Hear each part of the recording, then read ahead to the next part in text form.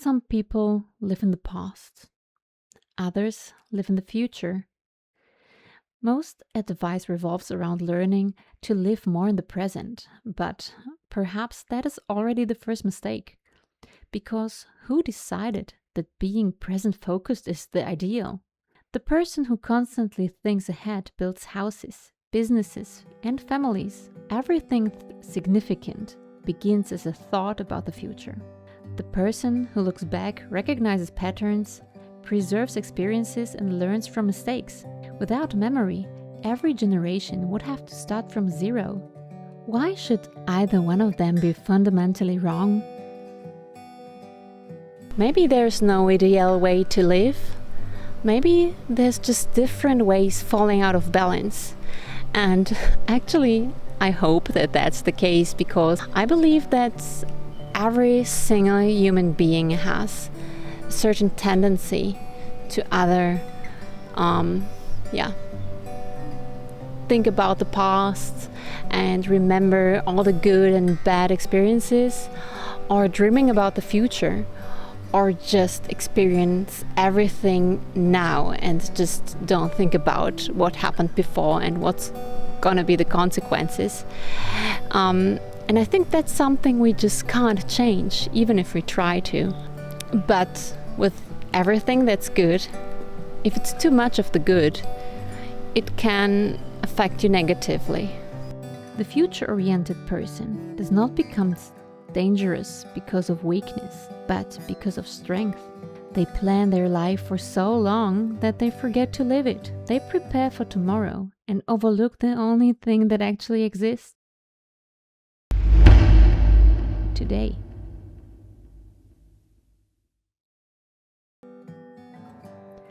The past-oriented person fails in a similar way, not because they are incapable of remembering, but because they are too good at it.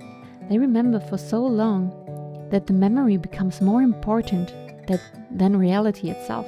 And what about the person who lives in the present?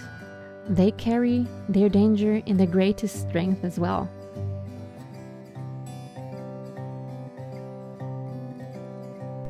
Perhaps many problems don't arise from our weaknesses, but maybe they arise from our strength if we just follow them too far.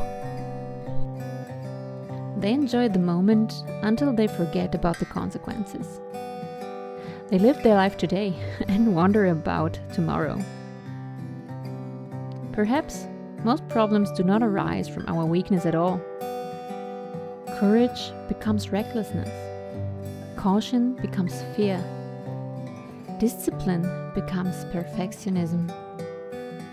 And thinking about the future becomes anxiety. That is why I do not believe maturity means becoming someone else.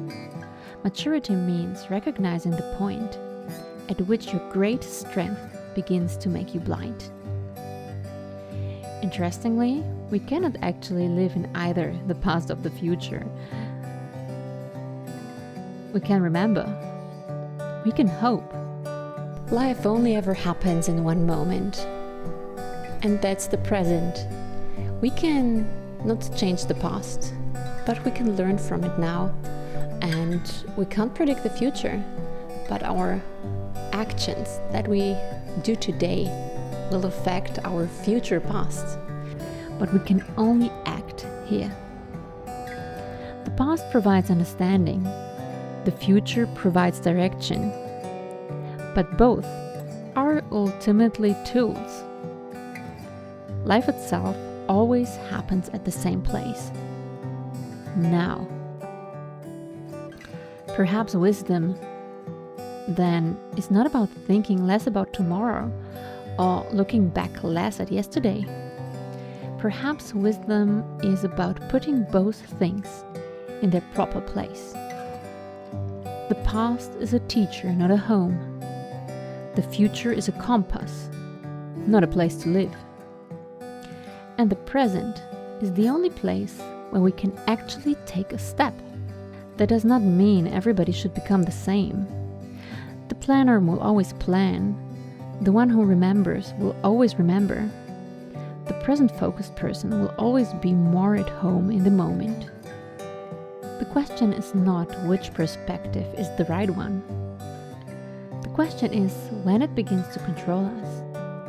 Because that is the moment when strength turns into weakness. And perhaps that is the real task of growing up. Not to change our nature, but to recognize its blind spots. And maybe our real task is not to change our nature, but to recognize our blind spots.